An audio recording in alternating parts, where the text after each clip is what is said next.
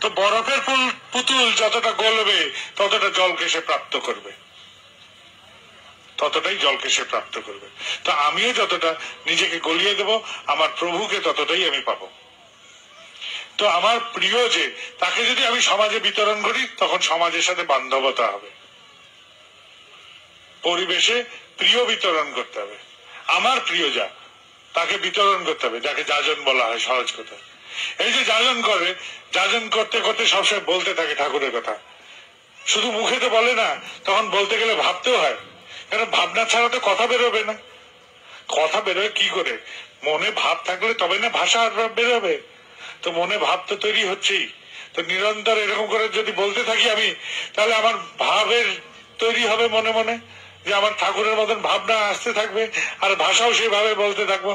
আর এইভাবে পরিবেশের সাথে বান্ধবতা তৈরি হবে, পরিবেশও আমার জন্য প্রার্থনা করবে, তখন আমার জন্য নিষ্কাম প্রার্থনা করার লোক পেয়ে যাব। তাহলে আমার জন্যই নিয়মিত যাজন করা দরকার।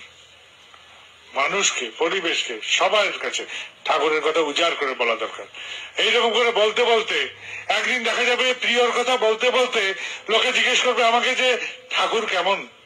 ওগো হ্যাঁ ঠাকুর কেমন বলো তো? বলো কেন আমাকে দেখো বোঝো ঠাকুর কেমন? লালি দেখেন मैं चली मैं ही हो गई लाल। আমার প্রিয়ের রক্তিমাভ দেখতে গিয়ে আমি রক্তিমাভ হয়ে গেলাম, তার লালিমার ছটায় আমি তার মতন হয়ে গেলাম। নিরন্তর বলে যেতে হয়, পরিস্থিতিতে, পরিবেশে, বাজারে, হাটে, সব জায়গায় নিত্য ঠাকুরের কথা পরিবেশন করতে থাকেন। কাউকে বাদ দেবেন না, কোথাও না। ভ্যানে বসেছেন, ভ্যানওয়ালার সাথে দুটো কথা বলুন। দোকানে বাকিয়া মুখ লুকাতেন, আগে মুখ লুকাবেন না, বুইরের মতন সামনে যান, বলুন আমার বাকিয়া আমি দিতে পারছি না দাদা, দুটো ভালো কথা শুনুন।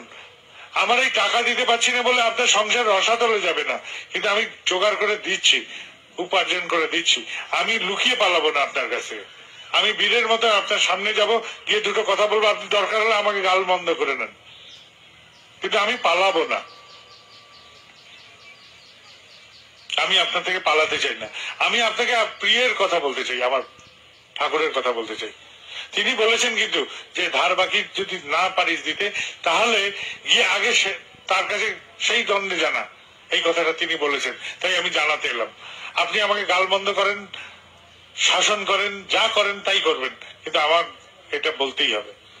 তাহলে এইভাবে আচরণগুলো আয়ত্ত হবে। আর আচরণ আয়ত্ত হলে আমাকে দেখে বলবে যে হ্যাঁ এ ঠাকুরের মানুষ বুঝি। ঠাকুরের মানুষ এইভাবেই হতে হয়। যদি মন্থন হয়, ননির যেরকম উত্থান হয়, সেরকম আমিও যদি নিরন্তর এই চর্চা করতে থাকি, সেই মন্থনে আমার মধ্যে থেকে ঠাকুর প্রকাশ পাবেন। অজ্ঞানতার কথা, ঠাকুর ওই দেহে আছেন, ঠাকুর ওই মূর্তিতে আছেন, ঠাকুর ওই দেবালয়ে আছেন। আর জ্ঞানের কথা, ঠাকুর আমার মধ্যে আছেন, আমি সবসময় তাকে নিয়ে থাকি, তিনি আমার মধ্যে বিরাজমান, তাকেই প্রকাশ করতে হবে আমার।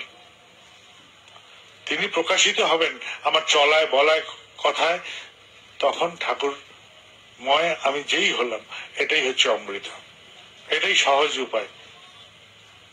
ভুলে যান কেউ এসে রক্ষা করবে আমাদের, কেউ করবে না, কেউ করতে পারে না। ভগবান আসবেন এসে আমাকে রক্ষা করবেন এরকম হয় না, তিনি পন্থা বলবেন, করতে হবে আমাকে। যদি ভাবেন যে বাবাইদা বলে কেউ আসবে হাত ছুঁয়ে দেবে, মাথা ছুঁয়ে দেবে, তাতে মঙ্গল হবে, কাঁচ কল হবে, যদি তাই হতো তাহলে আমার ছেলেকে মাথায় হাত ধুইলে আমার ছেলের ডাক্তার লাগতো না, ডাক্তার বুদ্ধি তাকে করতে হয়। কলম ছুঁয়ে দেন বাবাইদা পাশ করে যাব, কাঁচ কলা হবে, তাহলে আমার ছেলেগুলো পড়াশোনার দরকার হতো না, আমি কলম ছুঁয়ে দিতে পাশ করে যেত। এই জগৎটা হচ্ছে কর্মজগৎ। রামচন্দ্র যখন এসছেন, ভগবান রামচন্দ্র, তার বউ নিয়ে কেউ পালিয়ে গেছে, তিনি নিজেকে আশীর্বাদ